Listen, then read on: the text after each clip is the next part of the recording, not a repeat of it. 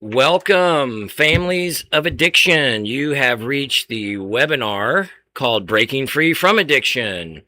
If you're here, hopefully you've already downloaded the ebook, and the whole purpose of this live event is to teach through it because we want you to understand what you're reading. We've been where you are. We are a recovering family of addiction. I'm going to get into a little bit of details later, but thank you for joining us. If you're a parent, a spouse, a sister, a brother, some family member, possibly even a close friend. We've seen that before. A lot of times people don't have any support whatsoever when they're struggling in addiction and alcoholism. And I want to kind of qualify that for a little bit.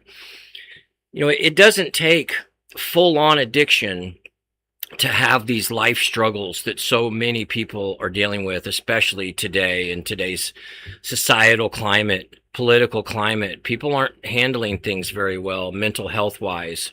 So if you have a family member, heck, maybe you're dealing with some of this stuff. And that's the beautiful thing about our system is we work with everybody in the family.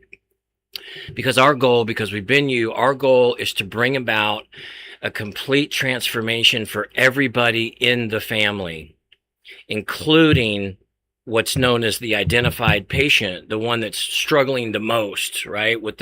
They're the ones with the really bad behavior. They're the ones that are drinking or using or disappearing for days at a time or whatever it is. And that could be a mix of substance abuse and mental illness. It doesn't really matter, because what you know as a family member is it's destroying the family dynamic. And you're standing back and you're watching your loved one suffer in misery, and you believe that you've tried everything that you know to do and nothing seems to be working. That's where we want to fill in the gaps. And we're going to get into who we are and why we do what we do here in a minute. We've been at this for a couple of decades. Actually, because of our lived experience, we've really been in and around addiction and recovery for over 40 years. So we're not just addiction professionals. We've lived it. We've been on that side. So today I remembered that I forgot to put in our announcements how long this thing was going to last. So I know when I'm going to look at a webinar or something, that's the first thing I want to know is, well, how long is it going to take? Right? Is it an hour? Is it going to take 6 hours? How much do I have to block out? The thing is I know that you're busy and I want to keep this as short as possible, but I want you to get all the information. So what we're going to do is spend probably about an hour on this today, and we'll go longer if you've got some questions that we want to delve into, and we put that in our announcements. But if you didn't catch that, be thinking of some questions that you might have for your existing situation. Right? Because we deal with people at all sorts of stages in this process. You might be in the very beginning. You might be on your 10th rehab, and that's not unusual for families. And so you watch your loved one just kind of go in and out of rehabs, do good for a while, and then relapse, and then do good for a while, and then relapse. And we're going to get into that dynamic today. There's reasons for it. And the number one reason is mainstream clinical treatment is not designed to affect lasting change. Now remember that. I get chewed out by this. People say, "Oh my gosh, you can't say that." Well, it's true. Our program is called Justin's Lighthouse Recovery, and that name comes from my younger brother Justin, who died from an accidental drug overdose almost 30 years ago at the very beginning of the opioid epidemic, having just graduated one of these mainstream treatment programs. And so that sent us on a course. It makes sense, right? If you get sent home from any other kind of treatment, there's a reasonable expectation that, well, you must be ready to be home. You're good to go. You can take it from there. Addiction doesn't work like that. What we do is we actually are research driven. Believe it or not, mainstream treatment does not follow the science, the research. They may talk about it, but the systems aren't set up that way. It's designed to stabilize the person, get them feeling better, get them a little more encouraged, and then they send them home with a whole bunch of things they're not don't have the capacity to do yet. Like, go to your intensive outpatient program, go to those 12-step meetings, go to Celebrate Recovery, and you got to do that 3 times a week. And if you'll do that, everything will be fine. That can work out, and about 8% of people actually do that. But the addict brain is just beginning to heal at that stage, and so they're just not ready. They don't have the capacity, and there's really no other way to put it. But for the family, it looks like they don't care. Right? You don't care about us. You don't care how you're hurting us. You don't care about what you're doing to yourself. We're so disappointed. We're scared. We're all these things. And those are real emotions. And we, as family members, we want to look at it like we're dealing with a rational bad behavior situation. And even though bad behavior is the number one characteristic of self-defeating, dysfunctional addictions and alcoholism, that's not the cause. It just looks really, really bad. But when families can learn and understand in a deeper way, research-driven way, what really is going on, because addiction is predictable, which means recovery is also predictable. But we've got to be in a right system. That's it. It's that simple.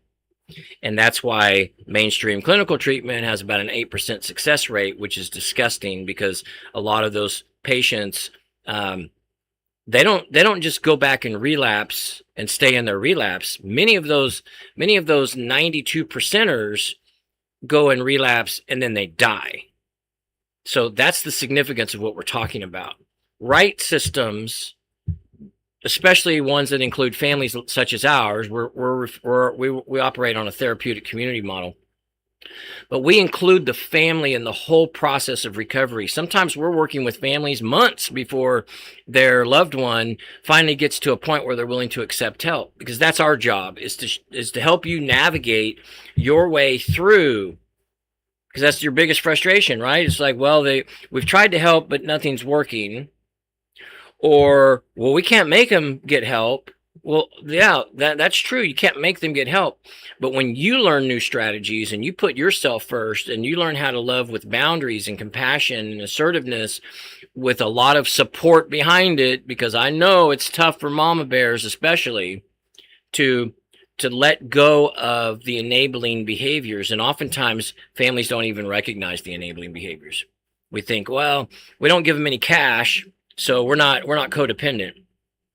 But we will agree with them every time they call and they're upset and they're playing the victim and, oh, I just got fired again, and those people hate me there, and I think they're discriminating me. And as a family member, we will emotionally rescue. Oh my gosh, you poor baby! I'm so mad. We're gonna file suit. I'm gonna call that corporate office and I'm gonna complain. And what we're doing is we're reaffirming what the addict is feeling, which is victimhood. And so we stay stuck in this emotional cycle of rescuing. So even though we don't rescue, you may not rescue financially, we will still rescue emotionally. And there are ways to implement accountability in that area too, in all of it. I'm telling you, recovery is not a maybe thing. It is an absolute thing. You just have to understand a right system. You got to be working a right system. And that's where we come in. We fill in the gaps. We help families bring this whole thing to a close. Let's get into this. This is from our ebook, Breaking Free from Addiction. And if you haven't already downloaded it, you can go to download it. It's the link is in the bio on this channel. It's under, I think we've got a few links in there. You want to click the one that says Breaking Free. I think that's how we've listed it, pretty sure. And download it and read it and reread it. And as you go through it, make notes of some of the questions that you may come up with. Because what we're going to do is I'm going to spend about an hour or so with you today. And then next Wednesday, we're going to be back and we're going to finish this thing. We're going to keep doing this thing until we work our way through it. Because I think it's about 27 pages, I want to say, 28 pages, something like that. It's not your typical ebook. It's really geared to give you a lot of value. So the cover is, a family survival guide to finally end the chaos and to reclaim yourself while helping your addict. And that's one of the things that we tend to let go of, right? The minute any kind of crisis comes into the household, or just the family. I mean, we don't have to be living under the same roof, but just the family in general. Everybody stops what they're doing and we rush to the aid of our loved one. Okay, well, that's instinctual. That's human nature. Of course, that's what we're going to do. But if we're talking about a crisis that never seems to end, imagine, humans adapt. As we learn how to respond to different stresses, we tend to adapt to it. And so it's kind of like the frog getting boiled very slowly. And the same thing is happening with families. We adapt to the crisis, we adapt to the stress. And slowly over time, it just eats away at you until you finally reach a point where you're just exhausted. You're mentally exhausted. You're not sleeping well. Probably haven't been sleeping well in a long time. Every time your loved one's around, you're walking on eggshells. The idea that they might come over for dinner tonight, and you're wondering, oh my gosh, what's going to happen? Are they going to be drunk? Are they going to be high? Are they going to be sober? Are they going to be angry? Are they going to be in a good mood? Are they going to be in a bad mood? This is what it looks like when families are held hostage by addiction. Right. And it's not your loved one, your loved one, but they're caught up in the addiction cycle. They are literally a slave to the addiction, because addiction changes the brain. And before that, trauma begins to rewire the brain. We're going to get into a little bit of that today as we go through it. So let's look at this first slide, and I want you to really kind of reflect on these. What does it look like in your situation when you're walking on eggshells? How often do you find yourself blaming yourself? And I think that's pretty common because, I mean, who wouldn't, right? Especially as a parent. I'm a parent. If anything's going on with our kids, I think one of the first places we look is ourselves. We go, oh my gosh, it's my fault. I did something wrong. I didn't do something right. There was that time when they were 12 and they really wanted to play soccer and I said no, or whatever.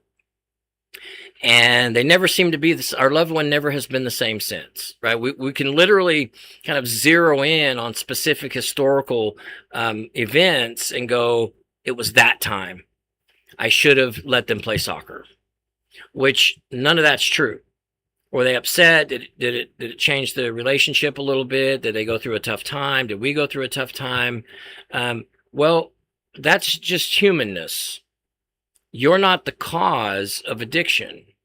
You're not the cause of what you're seeing. And it's so important for families to stop blaming yourself. Stop looking for ways to blame yourself. That might be the most important thing. Because we will think about it, we will ruminate on it. We might not ever even voice it. We might never share that with anybody else. But you're thinking about it. You're always wondering, well, what was that thing? Maybe it was this thing. You can't do that. These are the things that lead up to restless nights, sleepless nights. When was the last time you had a good night's sleep? I can't tell you how many moms we've worked with over the years that have said when their loved one finally accepted help and say like they checked into our residential program and said, this is the most sleep I've had in 15 years, 10 years, 8 years, 5 years, because they finally felt safe to let go. Right? To trust God with this process of recovery, to maybe trust these people that God has put in front of us. But they don't have to hold all the balls in the air anymore. And that's the significance of getting help in recovery. We all need help. If we could, we have a saying around here, and it applies to all of us. If I knew what the solution was, I would have already solved it for the patient, for the addict. If I knew how to fix myself, I would have already done it. So if that's not happening, which is really kind of the beginning of change, if that's not happening, then I need to be willing to learn how. And that's all recovery is just, it starts with a willingness to learn how, recognize we don't have it within us. I don't have the solutions within us. We've tried this and we've tried that and we've tried this and we've tried that. And I've got a slide coming up where I'm going to point out some of those things and you're going to be like, oh my God, we've done 8 of those. Be willing to learn how. And when families learn how, the addict, the patient, the loved one, whatever title we're going to use or label, they always follow because new strategies bring them to that point. Let's see if there's anything else we need to cover on this particular one. Learning real strategies to heal the whole family. And that's real. Okay, so let's get into this, the purpose. Our purpose, our mission today, and really ongoing throughout all of your work with us, is to challenge your false beliefs. And yes, I see that now. This is actually an older copy.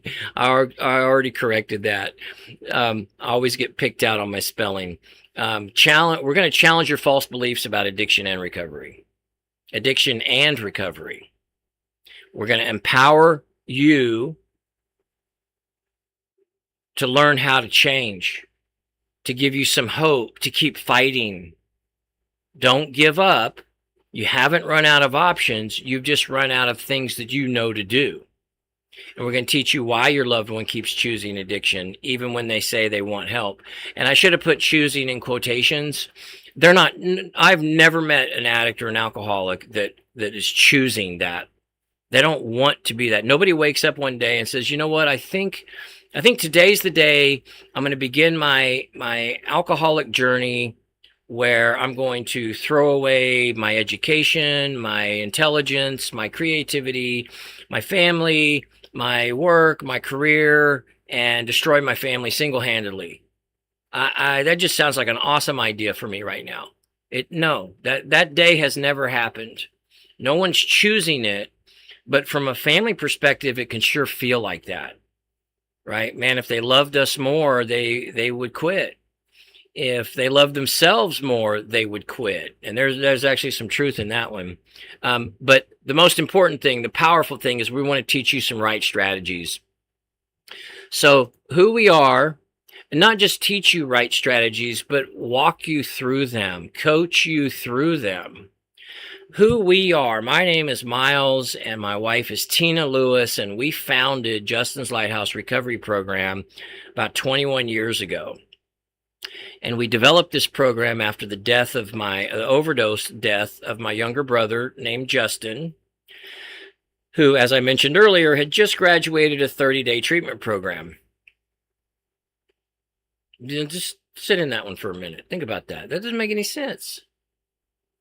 It's like you just left the allergy clinic for a horrific asthma attack where you almost died, but they got you stabilized and they got you back on track, and then they send you home.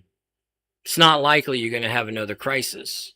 But when it comes to addiction treatment, the overwhelming majority of it is not designed to affect change. It's designed to stabilize you and be a cheerleader. That's it. And unfortunately, my family had to learn that the hard way. We didn't know anything about this stuff 30 years ago. So that's why we've committed our entire lives to this journey. And that started over 2 decades ago.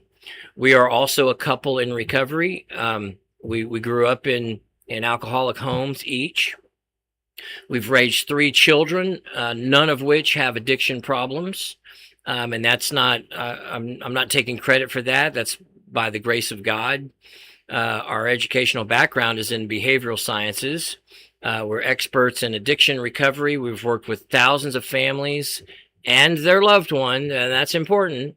A lot of families ask, well, you know, that's great that you want to work with us, but what about the patient? No. They're part of this deal. But we've learned that when we start with families, the addict always follows. If we start with the addict, but the family's not educated, the addict will continue to manipulate that and work that and will never get help. And we do boast a 90% success rate, but that's not because we do anything special. That's because we do what should be done that mainstream treatment just isn't designed to do. Recovery is not a maybe thing. It absolutely will happen 100% of the time when people follow a right system. And that's why it's so important for the families to have their own support. If you've been to rehab before with your loved one, you probably did a family day or maybe a family weekend where you got to come in and whatever, learn about codependency, and maybe you got to share your story a little bit and maybe watch the slideshow and you felt good about it. But that's not real support. You didn't get trained on anything new. It's not enough time to teach you the nuances, the intangible things that families need to know that are literally the difference maker. These are the principles that we teach. Our number one goal is to effect a complete change. Getting sober isn't enough. Lasting recovery requires healing, a new self-image, and new skills. We're not interested in sobriety. Sobriety is the result of transformation. Sobriety, just like addiction, is the result of an inability to handle life's difficulties, is one way to think of it. Addiction is the result of unresolved emotional pain. Addiction is the result of a rewired brain. Well, the result of recovery is sobriety. It's not the goal. In mainstream treatment, it's the goal. Hey, man, how many days sober you got? How many days sober you got? Hey, did you get your chip? Did you get...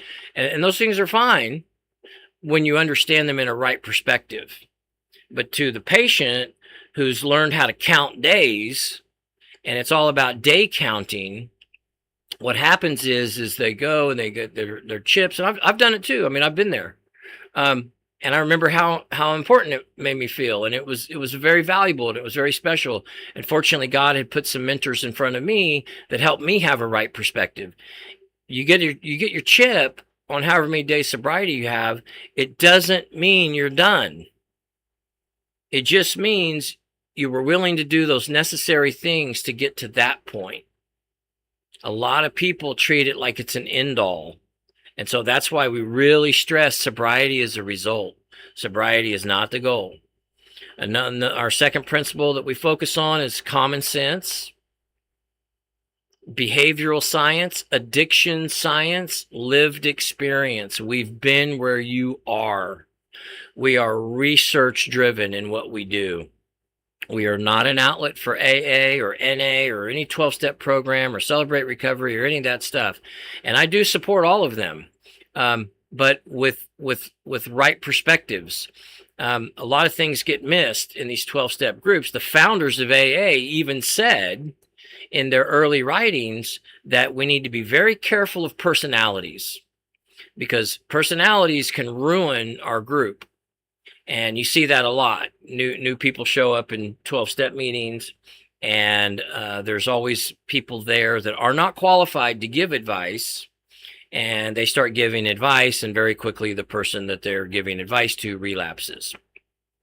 Such as, oh, you don't need to finish. Oh, you're in rehab? Oh, yeah, okay. And you just here on a pass? You don't need to go to that rehab anymore. You need to move into my buddy's sober living house, man. It's cool over there. You can get to work tomorrow. And I've seen so many people fall for that. And then they're calling a week later going, man, I relapsed. I screwed up. Yeah, that's what happens. So understand the program, the 12-step programs are wonderful. The principles are wonderful. They work. But we got to be wary of the personalities. Okay, here's one that just, it's sad. I don't know why, but it's sad because it's such an important area for us. But families aren't taught about addiction. Where would we be taught about addiction? So as a family member, what do we do when we're dealing with the crisis? We just respond instinctually. We don't understand strategies. We're thinking rational strategies. We're thinking, man, when they're going through a difficult time, they say that our loved one says it's just because they're under so much stress. So we're going to take away all their stress. So we get their bills caught up and we maybe move them into a new apartment, or we whatever. We start paying for daycare, or we get them a new car, or whatever it is. And those are all rational ideas that don't work in addiction. You're not dealing, and this is why education is so important. Families, you're not dealing with a rational brain. You're dealing with a very irrational brain that makes no sense because it's been rewired. The good news is it can heal. It can be rewired back. So the families tend to stick to, I mean, think about this. You guys have to reflect on this. Helping the addict feel better with every situation, right? We're brokenhearted. They're going through so much turmoil, misery, crisis, whatever. The first thing families think of is we've got to help them feel better. Now, you may not use that word, but that's what happens, right? We soften the blow.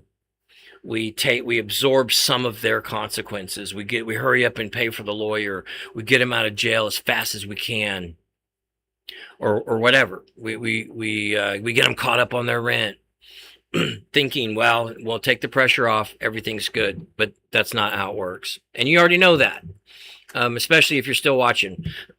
So what keeps families stuck in this cycle of addiction? I heard a thing a couple weeks ago. We use the term false beliefs, which is accurate, but I heard someone say lies that we thought were wisdom, and that's that really fits with what we're talking about, believing that we're dealing with a rational situation that's just gone bad. And so we think that we're thinking wisdom. But these are the false beliefs. These are the lies that we thought were wisdom. Our family has tried everything. And well, if we've tried everything, then that's the end, right? No wonder we feel so hopeless. But we haven't tried everything. What we really mean is our family has tried everything that we know to try. The good news is there's more to learn. There are more options. There are new options that a lot of times families aren't even aware of. Another false belief is the addict won't change. And there's a lot more of these coming. The addict won't change. There's nothing we can do. Treatment doesn't work. If we've tried this 5 times. I think the record it's not a record to be proud of, but we had a person one time who I think had the most, and he'd been to, I want to say 11 or 12 treatment programs over really a short period of time, in, out, in, out, in, out. And every time he was out, he would get legal problems. And then he'd go back to rehab to try to avoid jail. And then he would get out again and get in legal problems. That guy today, after spending a year with us, runs a very successful online business. He just purchased a home right next to his parents' house, which is so cool. And he's got his kids. He has a new baby. Well, she's not so little anymore. I think she's like 3 or 4. And he has a completely different life. And more importantly, his family has a completely different life because they learned new options. They learned new strategies. Think about this. I know this is kind of a corny little quote, but I like it. These limiting beliefs, these lies that we think are wisdom, aren't just thoughts. They're the invisible chains that keep us stuck in the addiction cycle. And even when you're desperate for change, it doesn't matter how desperate we get. That just means we become more frustrated, more anxious, more irritable, more restless. And then, of course, what happens is when the family dynamic has done all they can for their addict, then they turn on themselves, right? And when we can get into the blame game, we can get into just constantly being in a bad mood and frustrated. And it's all because of this addiction cycle that everybody's dealing with, whether you want to be dealing with it or not. This is what's required. This slide here represents what's required to achieve recovery, which if you've been through some of the rehab programs in the past with your loved one, you'll recognize these weren't present. Now, maybe some of these were a little present, but they're not present in a deeper sense over a longer period of time that allows these things to become solidified, right? It's one thing to learn a couple of things. It's kind of like, what's referred to as task-oriented thinking, where I got to take a test tomorrow. I'm going to cram really hard, and I'm going to shove all this stuff in my short-term memory recall, and then I'm going to take the test, and I'm going to knock it out, and within 6 hours, I don't remember any of the answers, right? Well, that's what short-term treatment looks like. That's what clinical rehab looks like. It's hurry up, do your paperwork, and they cover the programs will cover the areas so they can check them off, but it's simply not enough time to solidify any of it.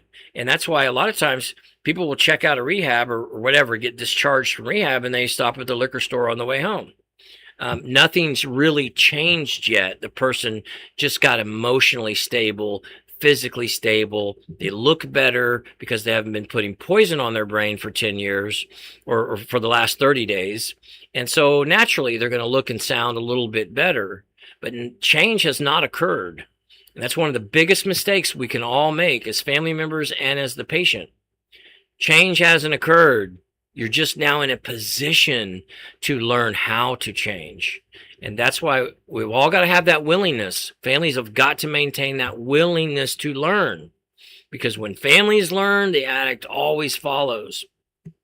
So this is what right recovery systems must include. These are foundational issues. You got to cover the brain distortions.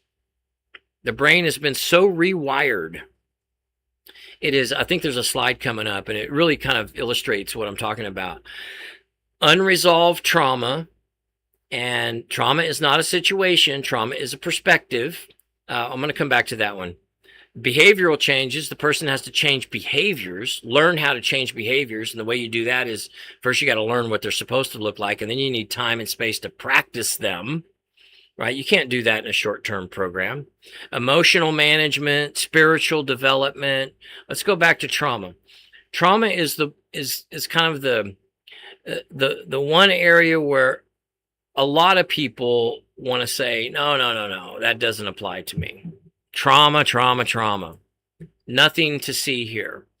Because most of us think that trauma is a situational issue, meaning something bad has to happen. Now, something bad can happen, but that's not all it takes to have a traumatic impact. All it takes to have a traumatic impact is to have any experience where one of your basic needs were being threatened. And it doesn't have to be true, right? So I use the soccer analogy. I wanted to play soccer when I was 12, and mom wouldn't let me play because my grades weren't good. And a 12-year-old child might very easily interpret that as I'm not good enough. That's it. That's the beginning. And the truth is it probably began sooner than that. So at 12 or 10 or 8, a person doesn't know how to express that, doesn't know how to talk about it. Mom might even recognize something's not right. Is everything okay, honey? Yes. Do you want to talk about it? No. And that's it. It's not like you can, suck it out of them. And the child doesn't really know how to express it. They just learn how to stuff it. And so then they go through life, and every time they have an experience that causes them to feel some negative emotion, I'm going to lower that a little bit so you can see it. They interpret that as I'm not loved, I'm not valued, I'm not good enough, I don't belong here, I don't feel safe emotionally, I don't feel safe physically, whatever it might be. That's trauma, and everybody has some. We all deal with trauma in a different way. In addiction, it is absolutely prevalent. Every addict, alcoholic, every person that lives dysfunctionally and really struggles to maintain consistent success in their life, I promise you, they're dealing with a lot of unresolved pain. And it's not necessarily hard to heal, but we got to get into it. Okay, so let's look at, we got 2 slides here. This is a little bit deeper dive into the false beliefs, but these come with some hope. So If you recognize any of these, put it in the comments, which one you really recognize about yourself. How many times have you thought regarding your loved one, well, if I can just love them enough, they'll stop. If I can love them enough, we'll stop. Well, the reason why that hasn't worked is because they don't have a love problem. You'll never be able to love them into change. They have to do the changing, but you can enable them to stay sick, or you can implement boundaries with love that forces them into change. It's a very strategic strategy that works, but we have to learn how to do it in loving and compassionate ways. And I don't mean sometimes you don't lose your cool. That can happen. And, this is addiction is a supercharged topic, and you're living it, and it can get very ugly at times, and that's heartbreaking. But there is a solution. But I want to spend a little bit more time on this first one. You need to reflect on the word love. When we're thinking, man, if I could just love them more, if I could love them enough, then they'll stop. What are we really thinking? We're not really thinking love. We're thinking caretaking. We're thinking rescuing.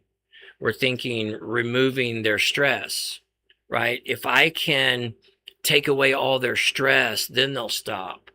If I can prove to them that I love them enough by favoring them over their siblings, buying them a new car, getting them a new house, what are we really saying? So what happens is oftentimes families, without even realizing what they're doing, is they're responding to the addict based on things that help them to feel better.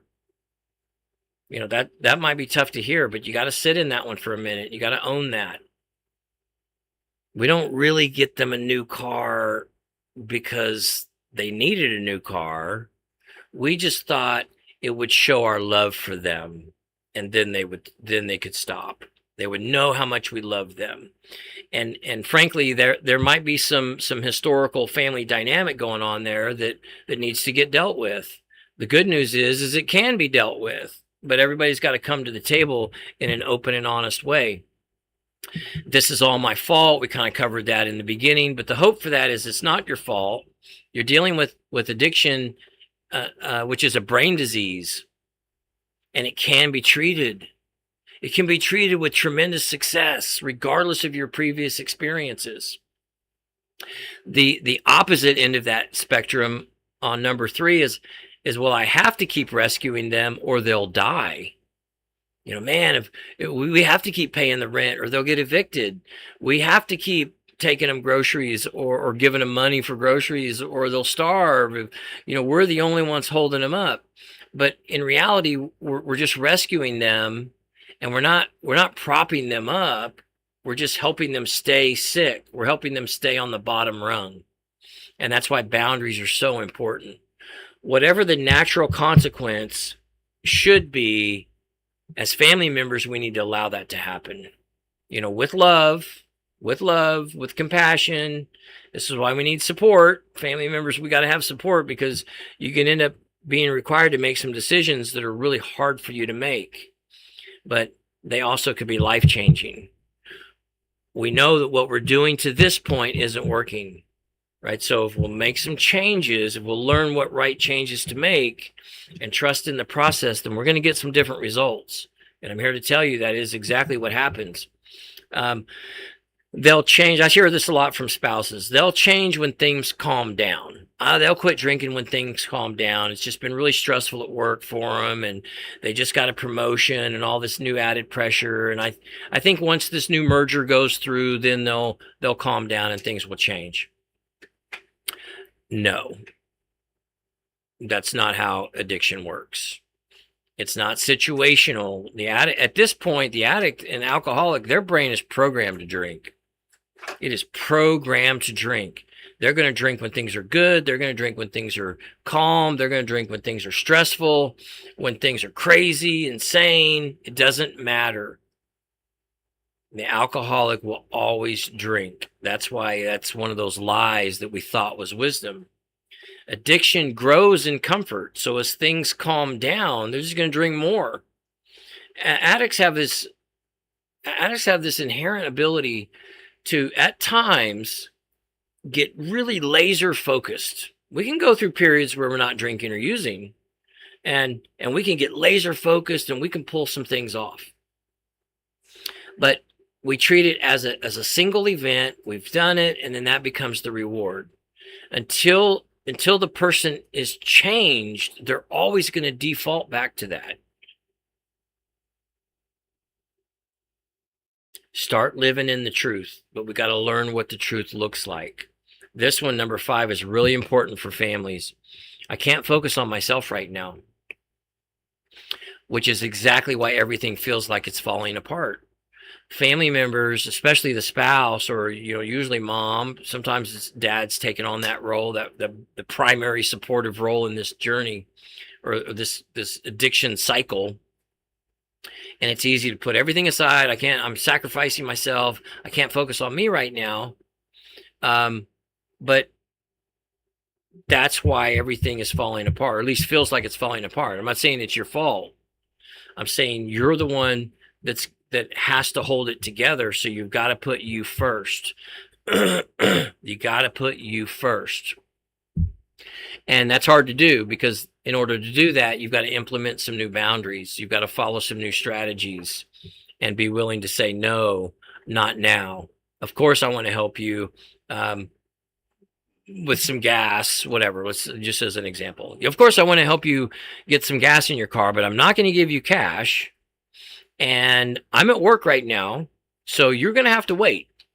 In the past, we might just like fly out of the office, leave the rest of the day open or unresolved, and then we would rush to the convenience store to pay for their gas so that they don't get upset.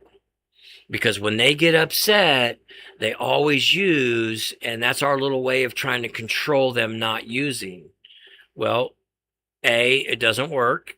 B, they know that they can manipulate that. They know that they can manipulate, oh, I'm feeling so frustrated. Oh man, I got to get some gas, and pull on those heartstrings and get what they want when they want it. They're not thinking about the responsibilities you had at work. This is how messed up the addict brain becomes. Families end up dealing with their loved one as a completely different person. Right? It's like, where did this person come from? Where did this guy come from? Where did this girl come from? This is not who we raised. Addiction has rewired the brain. Okay, I already switched slides.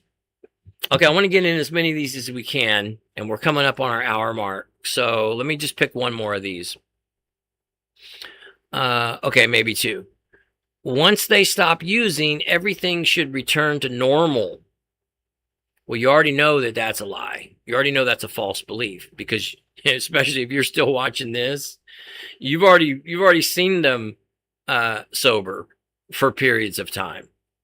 And then what happened? It just began again. Remember, sobriety is the beginning of change. It just puts the person in a position to now learn how to change. It is not the end. It is the beginning. This is when the real work begins. I'm going to go to the bottom one, number 10. Treatment doesn't work. Who would think that? Well, people who've been to multiple treatments and still with no success. But the reason why it's a false belief, even though you just heard me bash mainstream treatment, right treatments do work. Treatments that instill a complete change always work. That should offer some hope. Treatment doesn't work. Yes, that's true. Most treatment doesn't work. Most mainstream treatments don't work. But there are plenty of programs like ours.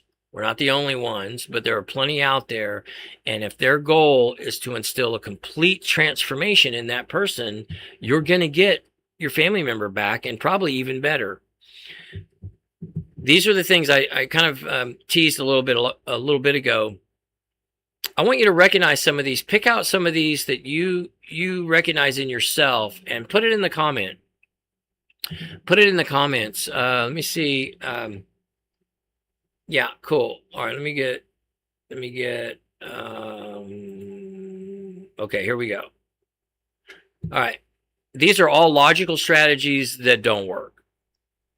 Families, as a family member, we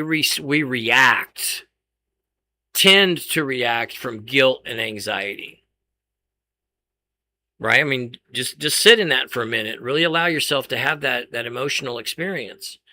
When they call, when you hear something about them, when something's happening in their world that you need to take responsibility for. I mean, you don't need to, but your brain is telling you it's your responsibility. Right? What are we really operating out of? We're operating out of guilt and anxiety. It makes me anxious to know that they didn't make it to work today, and now the boss is calling. So we're stopping everything we're doing. We're running over to their house. We're making phone calls. Have you seen Bobby today? Have you seen Cindy today? She didn't make it to work. What's going on? Right? And you'll spend a whole day doing that, maybe a week. That's not helpful. So the first part of this particular slide that I want to stress is this time for you needs to begin with forgiveness. Right? This thing is not your fault, and it's not your responsibility to fix them. It's time for you to forgive yourself so that you can begin to operate clearly. Make note, how many things have you on here have you done? And maybe you recognize some other things that aren't even on this list. How many times have you covered for your loved one with their employer or some other obligation? Heck, maybe it was at church, people just asking at church, hey, where's Bob? We haven't seen Bobby in a while. How's he doing? Oh, he's great. He's on a work assignment in Seattle. When really, you know that you haven't seen him in 2 weeks and he's most likely drunk at his house. And, these things can be very embarrassing socially for families. And so what we're doing is we're protecting the addiction. We're protecting the dysfunction. Now, I'm not saying you got to go and just be brutally honest with everybody you encounter, but we need to do that as appropriate. It's okay to say we don't really know how Bobby's doing today. We don't have to make up a story. But the more you start, especially with your support people that you can count on, you've got to start at least talking about these things openly and honestly. That's how families heal. We pay all their bills. We pay to fix their car. We pay for another semester of school. We give them cash. We pay for the damage to the last apartment that they made. We pay for the car that they wrecked with the insurance that had lapsed. We pay 6 months in advance rent. We'll pay all their legal fees. We'll pay their bail. We get them out as fast as we can. We'll lie to their kids. Daddy's not feeling good today. Daddy couldn't come to your school function today. Daddy's at work today. Daddy's doing something for you. That's why he couldn't be here. When in reality, Daddy's disappeared and he's out getting high, or he's drunk or hungover, or whatever it is. I'm not saying that you don't need to have appropriate conversations with children or with strangers. Sometimes we need to be appropriate, but it's about recognizing the cycle of lies, this cycle of what we think are logical strategies just to get through the next 15 seconds. The addict is operating that way, and the families can operate that too. Nothing on this page is bad, but it won't affect change. These are some false. This is what's going on with your loved one.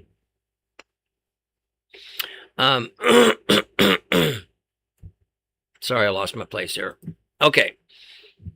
This is what they're thinking. Remember, I talked about earlier, we, as family members, we just see bad behavior. We see bad behavior. It looks like they don't care. They don't care about us. They don't care about them. They're so self-centered. And all that's true. That self-centeredness is a big part of addiction. But that's a defense mechanism. And so we need to treat it that way. Now, that's not the family's job. Just recognize what they're dealing with. I'm not saying you need to feel sorry for them. You need to let them off the hook, that they shouldn't be accountable.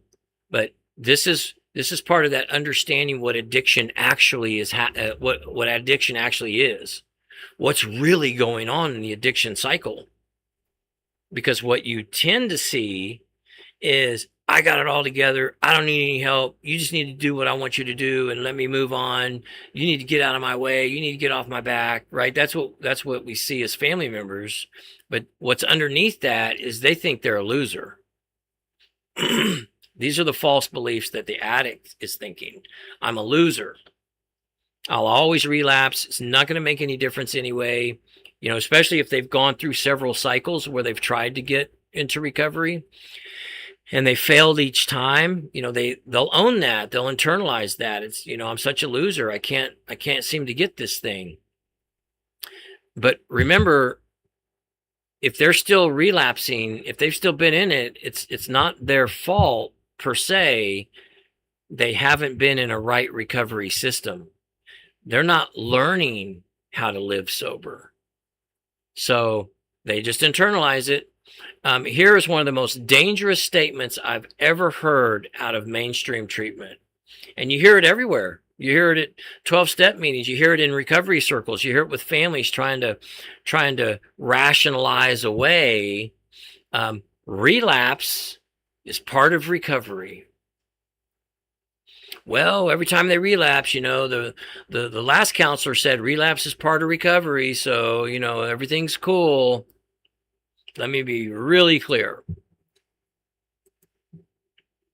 I gotta just be really dramatic about this. Relapse is part of addiction. Relapse is not a part of recovery. If a person is relapsing, that means that they still have a whole lot of work to do, right? Because as a person becomes transformed, relapse is not even on the table anymore. That's not even an option in their mind anymore. So does relapse happen in early recovery? Yes, unfortunately. But remember, the brain has been rewired, and it's going to take time and a system, consistency, solidifying new behaviors, and a lot of ongoing support and a willingness to stay with that support. People who make it, excuse me, there are plenty of people that never relapse in recovery because they're in the right, they're in and they stay in a system of change, right? So everything is about doing something different. Here's some more. False belief of an addict. I don't deserve a better life. Low self-image. The addict is, and that's a given, right? Low shamefulness, that low self-image is keeping the person stuck. Well, obviously, no one who loves themselves is out self-destructing. If a person loves themselves, then they're going to be taking care of themselves. They're going to be living a healthier lifestyle. So even though they may say things like, I do love myself, you don't know what you're talking about. I'm fine. It's not me. It's you. The only problem I have is you. You just need to get off my back. That's a defense mechanism. Don't believe it. That's the cover. That's not real. What they're really feeling is they're no good, which is a lie, right? Of course but they have to learn how to live in that. They have to rise to that. And if they could do it on their own, they would have already done it.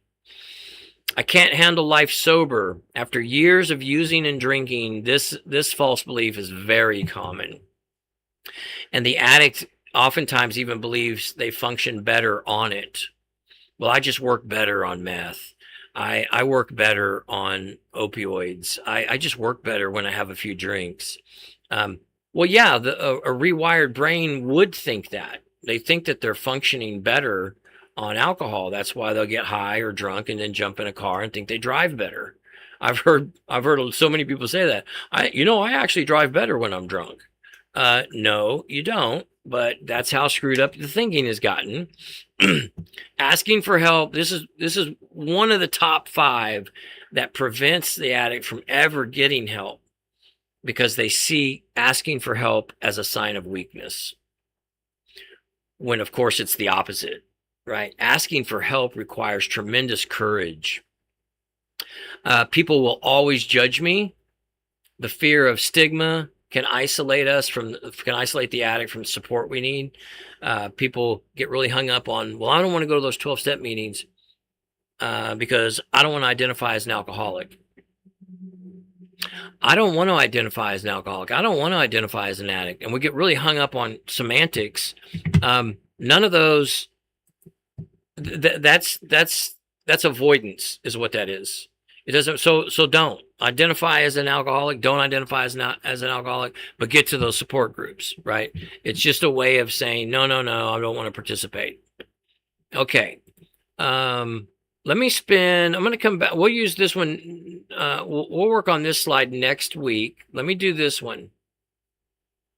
These are really, really, really important. And then we have to leave every time we do group or something, we always leave with a little bit of the solution. So I'll jump to that next.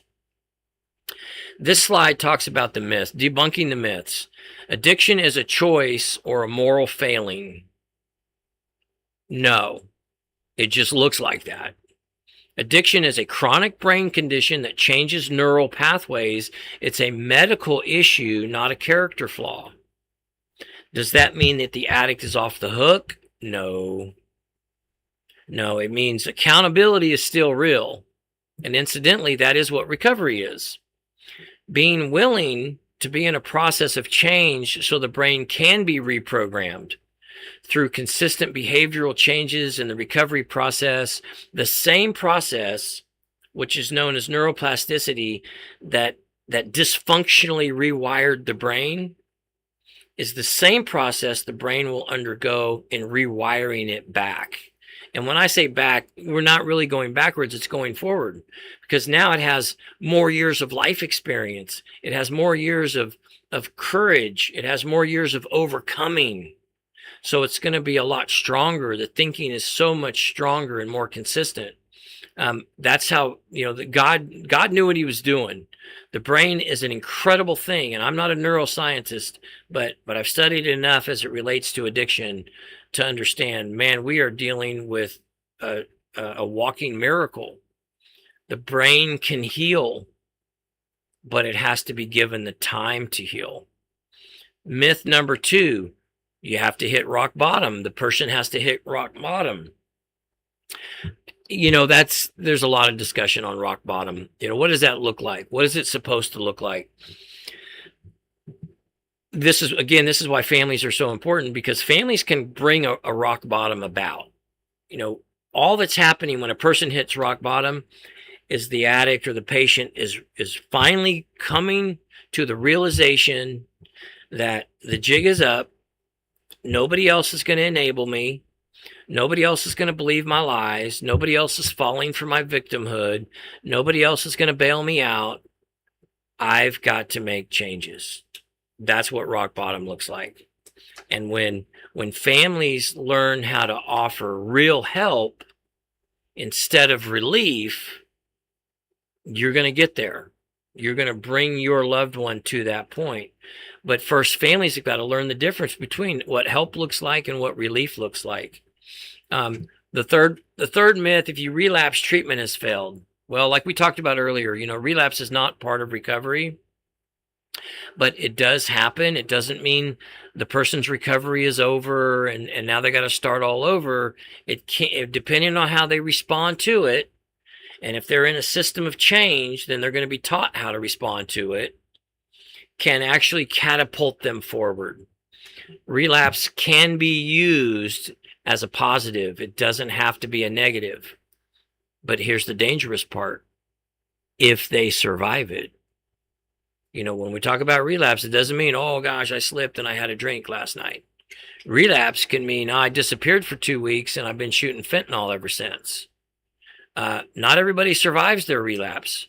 And that's why we've got to be very, very consistent and specific in our recovery strategies. The family dynamic is so important in this process. Addiction change. I'll show you that slide just because I talked about it. But it's pretty awesome. On the left side, you got the chaos, the manipulation, the isolation, and the destruction, and the whole brain's just blacked out. Yeah, that's exactly how the addict feels. But then on the right side, there's where our hope is. It's not just about recovery. It's not just about not drinking or using today. It's about being transformed. It's about a new way of thinking, new habits, new responses, a new structure about their life, new accountability, the willingness to be accountable, and a completely different way of living. It changes our relationships. Well, it changes the person, changes the relationships. It changes the way they see the world. It changes the way they operate in the world. That's why complete change is so important. Anybody can get sober. Anybody can not use today. You don't want that. Quit thinking that, well, maybe this time they get sober, something will be different. Nothing's going to change until they become changed. And you play a big part in that. I'm going to scoot through here. We'll finish these next week. But let's talk about these right here. Most important, right strategies for families. You need to start slowing down and taking care of you. Whatever that looks like. Pick some things that you haven't done in a while that you've been putting off. Quit leaving work early to go solve some crisis, somebody else's crisis. Start using the word no. Focus on the things you can control. Stop trying to fix the things you can't control. And bringing this thing together. Recovery is not a race to the finish, right? It's a process. And the definition of process is a series of actions, right? So just stay in it. Just stay really consistent with the way you live your life. Decide in advance, this is what I'm willing to do. These are things I'm not willing to do. And what I'm not willing to do anymore is things that my loved one should be doing for themselves. That's a really good measuring stick. So apply that. Even though your emotions are high and all you want to do is leave work early or find the car keys at 3 o'clock in the morning and rush out of the house to go solve some crisis, don't do it. Use that. Is this something that they should be handling themselves? Is this something they created themselves? Now, obviously, if it's a life-threatening situation, you're going to go do it, and we'll keep working on that. You're not going to just let them die. No one's asking you to do that, but that's not typically what we're dealing with. Right? What we're typically dealing with 98% of the time is just crisis behavior after crisis behavior after crisis behavior, which as family members, we just go and rescue it. Stop rescuing it. Don't be so afraid for your loved one to feel uncomfortable. You don't have to take away their feelings. You're not responsible for their feelings. Number 2, start thinking systematically. Boundaries, learning boundaries, not disconnecting. Right? Boundaries, not enabling. So enabling is on one side of the spectrum and disconnecting is on the other. You know what? We're just done. We're done. We can't do it anymore. Just don't ever call and we'll never call you. And that's that. Or we're enabling. We're constantly rescuing. Boundaries will put us in the middle. Boundaries. You can still have boundaries with love and compassion, but be firm with your boundaries. Understand them. That's why that's what we do is we help people develop those things, understand them. Stop reacting and start responding. Support only the things in your loved one that move them toward change. No, I don't care if you're going to get evicted tomorrow. We're not paying any more rent, but we will help you get some help. We're not making your car payment. I don't care if they're showing up with a tow truck tomorrow to take it back to the dealer. We're not going to get you caught up on that, but we will help you get help. The more families grasp the concept, the reality that we're dealing with a life or death situation, it will help you make right decisions. The families that really struggle are the ones who never accepted that we're dealing with life or death. My family used to be that. With, oh, that'll never happen to us. As we watched, my little brother spiral out of control. Oh, that won't happen to us. He's not like he's going to die. And then all of a sudden one day he just dies. Yeah, that's how it happens. So you got to believe me when I'm telling you, when you start changing your thinking, which means you're now going to change some of the ways you deal with your loved one, you will bring them into accepting help. The third one is know the difference between help and relief. Helping is implementing a strategy that's going to move them toward change. Relief is just making everybody feel better, solving a problem for them so that they now don't feel bad. And like we talked about earlier, solving a problem for them so that now you don't have to feel bad. Stop operating in feelings and offering relief and start focusing on behavior and help. That's the difference between help and relief. Help moves them closer, but you also have to be realistic. And what I mean by that is these are some testimonials. I guess I'll leave these on the screen for a minute.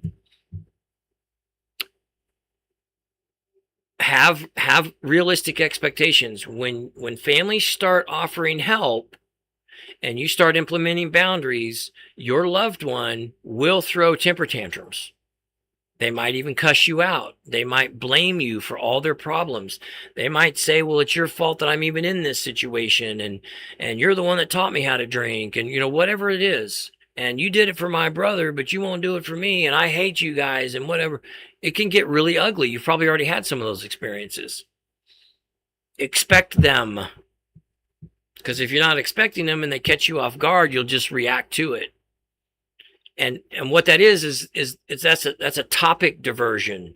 If I can move the conversation from you requiring me to change, Bobby, we really need to see you make some changes. And we're not going to help you stay sick anymore. I can flip that around and turn it into an issue of love.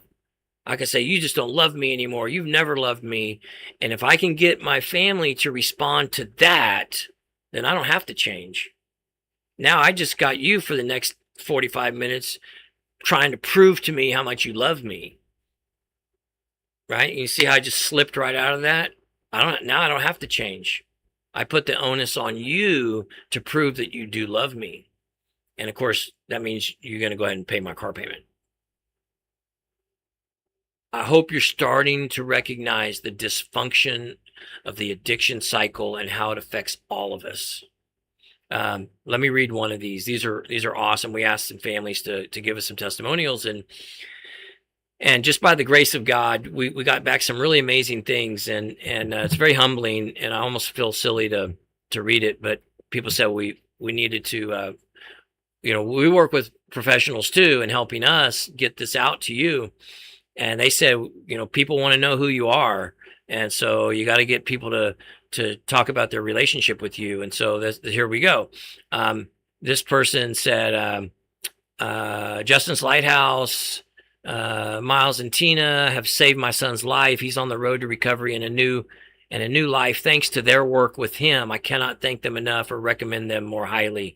This mom still watches. We worked with them a few years ago. She still watches our Thursday night family group on a fairly consistent basis. Not every week, but I see her on there a lot. I just want to say Justin's Lighthouse changed my life and everything I was going through. I was addicted to meth. I got into trouble. I found him. God was there for me too. I prayed when I first got there for him to help me with my mess. And the owners, Miles and Tina, are the sweetest people, and I owe them so much helping me get off drugs. Here's one from a mom. You are the first person in a recovery center to explain recovery in a systematic way that makes sense. I think of other places as a waste of time. And this was a family who their son had been to, I think, 3 previous mainstream treatment programs. And we're actually still working with this family. It's amazing. And thank you all for your support. If you're watching, we really appreciate you guys. So here's one. Tina's amazing. Tina's my wife, and she's actually sitting off camera. Um, Tina's an amazing woman. She has an amazing program. Justin's Lighthouse changed my life for the best. Tina Miles picked me up from East Baton Rouge Parish Prison. Say that 3 times real fast. In March of 2019. That's true. We're in Oklahoma City. We drove all the way to Baton Rouge to get her out of jail before they were about to lock down everything for COVID. And it was like 30 minutes because she was about to have to be there for a whole lot of time. And we got there in 30 minutes. 30 minutes just right before they were about to lock everything down. We got her out. But we didn't just get her out of prison. She's doing awesome now. She's got a new baby and she's got a career and her whole life is new. And her family still watches on our live stream. You know, that's what this is about. This is a family issue, and families need to get involved. Don't catch yourself thinking, hey, I'm not the one with the problem. If our loved one would just get better, then we all be okay. Okay, here's our number. Our number's on the screen. Give us a call. If we have a 12-month online program for families, and you can think of it as a coaching system. You can think of it as a hands-on recovery system. But what we do is we literally walk you through whatever stage you're at right now. We meet you there, and we will walk you through the entire process with private coaching calls. You get to join our groups every week, actually twice a week. We've got, actually it'll be 3 times a week, because then you're going to get access to our school program, SKOOL. It's a platform where you get access to our library, where we've got tons of videos and information on addiction and recovery related to the family and related to the patient. And it's about educating yourself and being a part of a support team. If you want to learn more about that, give us a call, or you can email. It's right there on the screen. Or you can email me, or wait, let me check this email real quick. Yeah, it's the right one. Okay, so right here, I don't know if you can see that, but actually you probably can't. Let me do this. Whoops. It's right here. Can you see that? No, you can't really see it. But anyway, it's let me see. Let's see if I can do it. It's right there. You get it. Or Dr. Miles K. Lewis at gmail.com. 405-248-2124. That'll get you straight into Tina. That's her direct line. And let us know how we can help you, or better yet, let us explain to you how we can help you.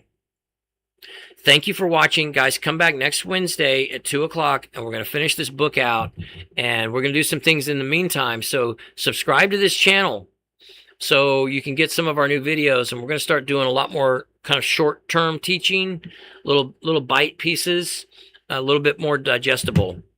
Thank you guys for watching. Please give us a like and subscribe and follow us, but really more importantly, share this.